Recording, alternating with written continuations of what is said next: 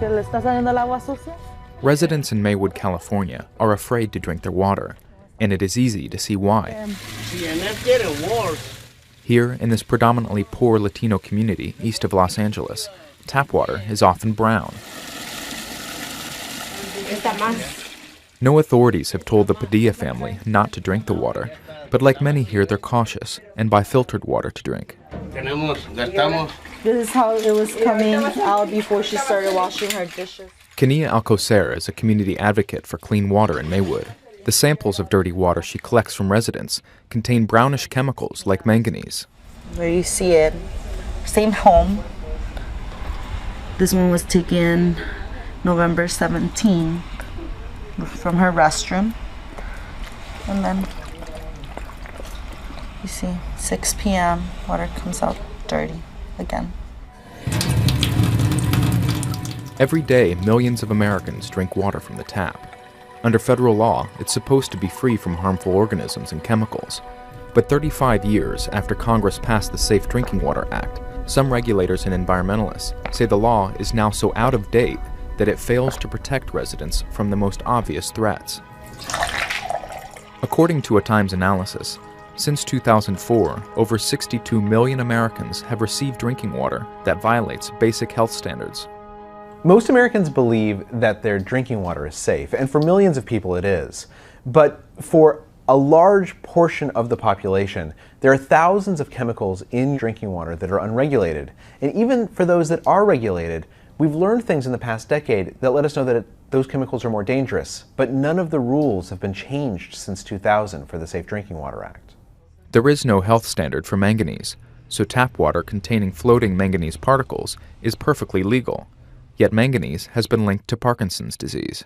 Manganese, they consider it, the state agencies, that it's not of primary health concern, that it's a secondary aesthetic, a problem. For Felipe Aguirre, the quality of drinking water here has become political. After being elected to the Maywood City Council, he made clean drinking water a priority.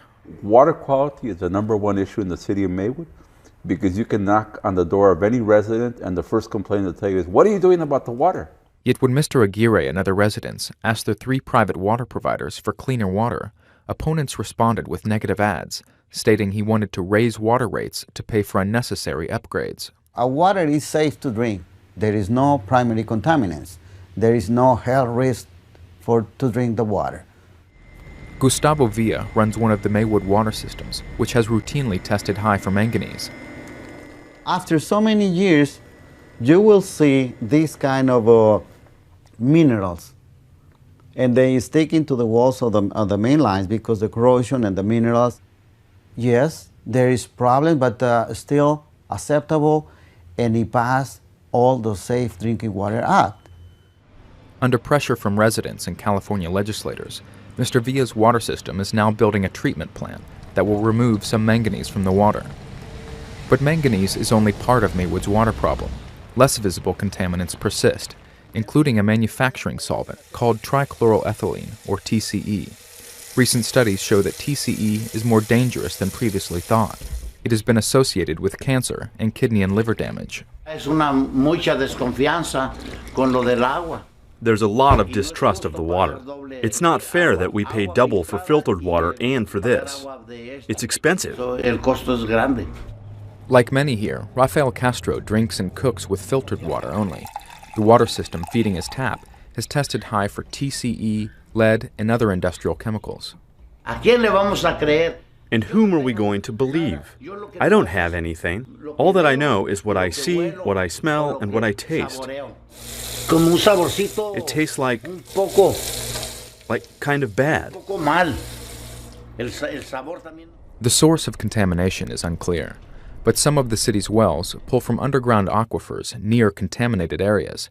The Pemmico Superfund site is located just 3 blocks from a Maywood water well. Ever since Pemmico chemical factory burned down in 1992 or 93, the agencies have been out here, trying to deal with this site.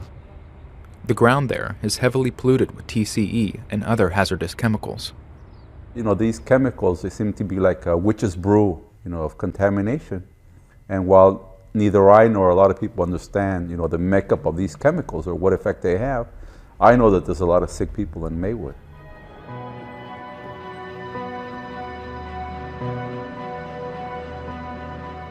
The scientists and regulators within the EPA for over a decade now have been pushing for tougher rules on drinking water and new laws that empower them. But very often when they've tried to do that, industry has pushed back very successfully, because if the rules got tighter, a lot of companies would have to pay a lot more in cleanup costs. And for already strapped municipalities like Maywood, the cost of filtering new chemicals could cost millions of dollars. Mr. Rolfe. Bob Rolfe runs the Maywood water system that tests highest for TCE. Is there a problem with the water here in Maywood? He would not speak on camera, but stated that, "We follow the letter of the law. If they change it, then that's what we'll do." The EPA says that they believe that most people in America get safe drinking water, but even they admit that there are contaminants and chemicals that have not been analyzed. And so Lisa Jackson, the new EPA administrator who took office earlier this year, has asked Congress for greater authority to analyze chemicals. Until the law is updated, people in Maywood and around the country remain at risk, and millions of Americans cannot be sure that their water is safe.